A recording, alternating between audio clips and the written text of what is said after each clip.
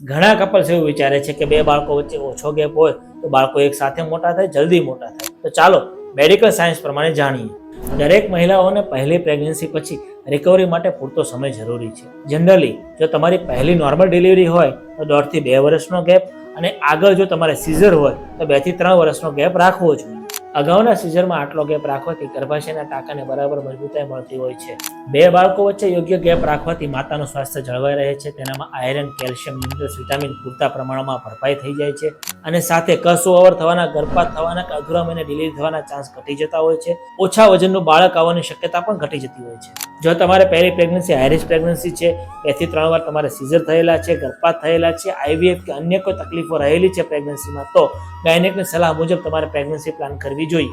તમારા બંને બાળકો વચ્ચે ગેપ કેટલો છે કોમેન્ટ જરૂર કરજો. Healthy couple, happy life. અને આ રીલ નવા મમ્મી પપ્પાને જરૂર શેર કરજો. આપકા અપના ગાયનેક ડોક્ટર દિલીપ ઇટાલિયા. નમસ્તે.